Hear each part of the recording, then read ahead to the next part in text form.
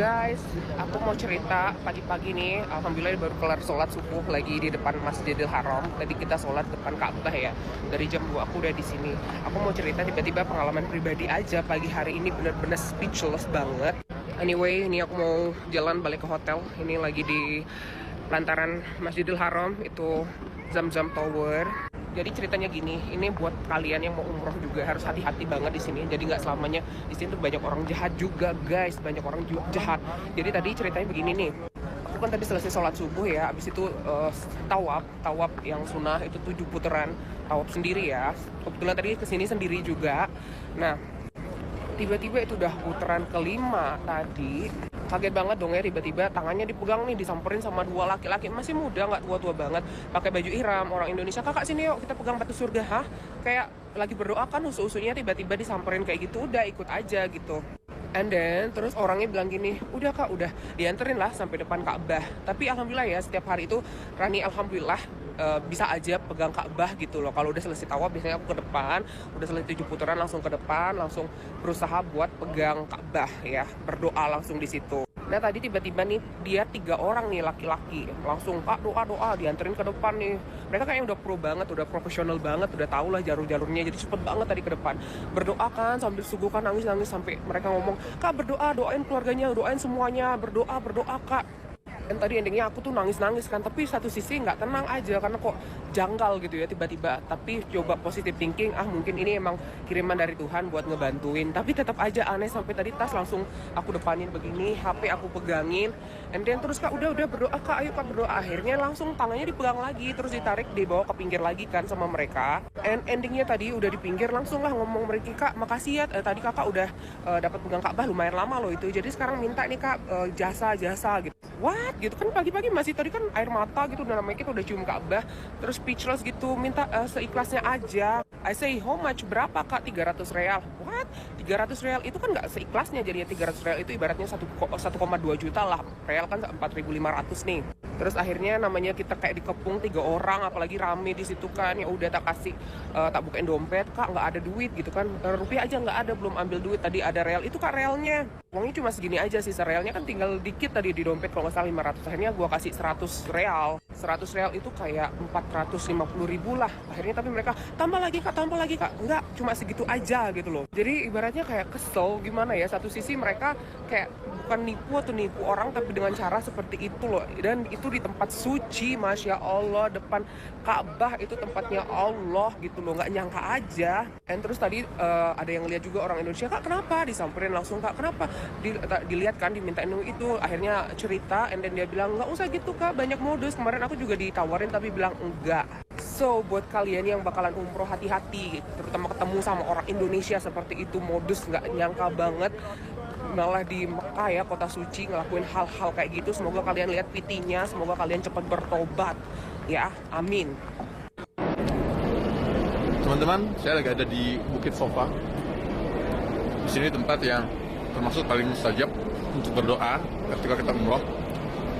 Namun ada hal yang penting yang menurut saya perlu saya sampaikan. Jadi ini kejadian teman-teman. Dalam 5 hari saya 2 kali umroh sendiri dan umroh badal.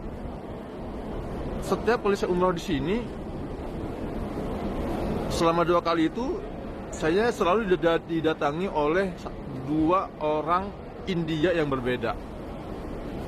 Yang pertama datang membawa anak kecil sambil mengemis-kemis minta uang untuk beli susu. Dan barusan hari ini datang lagi orang India dengan modus yang sama. Pertama ngajak kenalan, nanya dari mana, kemudian ujung-ujungnya dia minta uang, bilangnya saudari saya lagi sakit, butuh uang, kita nggak punya uang. Jadi yang awal saya kira mungkin dia butuh, tapi saya nggak bawa uang, jadi nggak saya kasih. Tapi kali ini yang kedua kali dengan modus yang mirip, maka saya bilang ini scam. Dan saya melihat kenapa orang Indonesia yang ditarget, karena orang Indonesia ini orang yang nggak enakan kalau diminta ngasih. Nah, maka saya ingin mengingatkan jemaah umroh, kalau bertemu hal seperti ini sebaiknya jangan dikasih. Ya, itu scam, dan memang nggak elok juga ngemis-ngemis di dalam posisi sedang sa'i. dari Safa dan Marwah. Dan saya khawatir kalau ini nggak disebarkan, nggak teredukasi jemaah umroh, banyak yang tertipu. Sayang sekali kan, daripada uangnya jatuh ke tangan scammer, penipu, mendingan uangnya kita berikan kepada mereka yang benar-benar membutuhkan.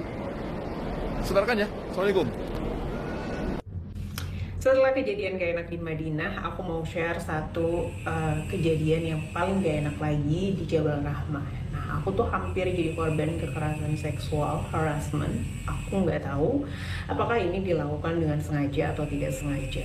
Tapi waktu di Jabal Rahmah itu, setelah perjalanan naik ke puncak gunung, itu di area dataran kan ada batu kubah, kayak kubah batu seperti ini, dan pasti semua orang tuh menuju ke sini untuk menyentuh batunya. Bisa kelihatan kan di situ ada banyak tulisan-tulisan gitu ya. Sebagian mungkin kalau punya waktu nulis-nulis, tapi sebagian lainnya biasanya berdoa di sini. Nah, aku waktu kesini itu barengan sama salah satu teman grup, ini mbak yang pakai baju putih, dan kami bersepakat untuk saling memotret momen satu sama lain. Pertama mbaknya dulu dipotretin sama aku, setelah itu aku dipotretin sama mbaknya. Waktu aku kesini, di sini nggak terlalu penuh, jadi peluang untuk bisa menyentuh batunya itu jauh lebih cepat. Nah, pas waktu aku lagi berdoa, mbaknya tuh fotoin aku kan, ada jamaah laki-laki yang pakai baju ihram dan gerak-geriknya itu mencurigakan. Dia itu hampir mepet ke badan aku, dan mbaknya itu dengan sigap ngusir si jamaah laki-laki itu. Kenapa? Karena baju ihram laki-laki itu sebagaimana yang diketahui, dia tuh nggak pakai daleman. Karena dia mencurigai dan lebih berhati-hati sebetulnya, dia narik si jamaah itu dan mengusirnya, sampai dia juga narik aku, ayo. Apapun mungkin komentarnya gitu ya, kalau umroh atau ibadah di sana itu adalah hasil dari perbuatan kita dan yang lain, apapun itu. Tetapi menurut aku, balik lagi, kalau perempuan itu harus selalu waspada, karena kita nggak tahu apa yang akan terjadi di sana. Terlepas dari apakah karma yang didapatkan sepanjang umroh, aku berharap sebagai perempuan tuh harus tetap waspada, karena itu mungkin saja terjadi.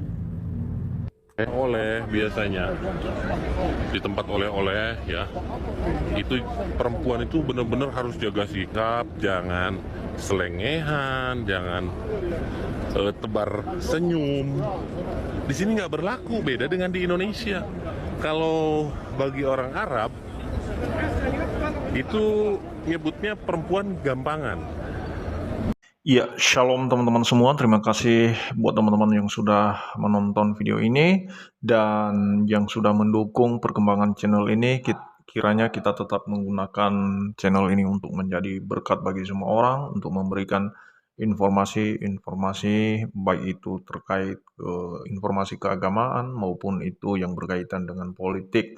Nah, teman-teman, ini yang perlu saya sampaikan kepada kita semua, dan ini pelajaran bagi saudara-saudara sebangsa, setanah air, saudara-saudara kita yang mungkin mereka ke tanah suci untuk naik haji, umroh ke sana, dan kita sudah mendapatkan peringatan kepada saudara-saudara kita yang sudah sampai ke sana. Mereka menceritakan berbagai kesaksian, pengalaman-pengalaman hidup mereka di sana, teman-teman.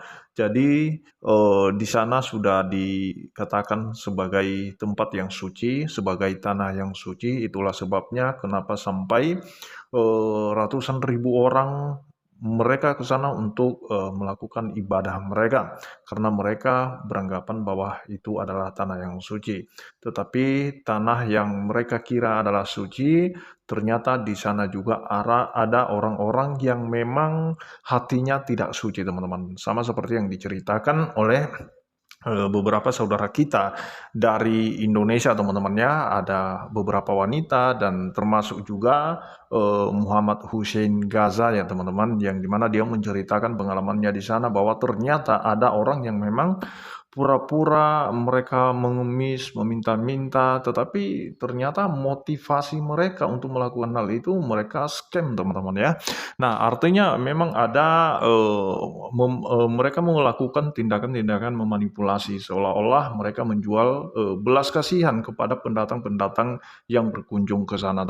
Tetapi ini pelajaran bagi mereka atau calon-calon saudara-saudara kita yang akan umroh berkunjung ke sana, yang akan melakukan ibadah haji, dan biarlah mereka bisa menanggapi dan belajar dari pengalaman-pengalaman dari saudara-saudara kita yang sudah sampai ke sana. Mereka memiliki pengalaman yang cukup luar biasa ya dalam hubungan mereka dengan agama mereka sendiri, dan juga teman-teman khusus yang mungkin calon yang akan mau ke sana dan tidak pernah ke sana atau belum pernah ke sana, ya hati-hati, waspada. Kita percaya teman-teman ya bahwa setiap kejahatan itu tidak mengenal tempat, tetapi kejahatan itu apa yang dia kenal yaitu kesempatan. Apabila ada kesempatan di situ, maka dia akan melakukan hal yang jahat kalau dia memang niat jahat. Jadi tidak mengenal tempat, mau dimanapun, mau di kota, mau di desa,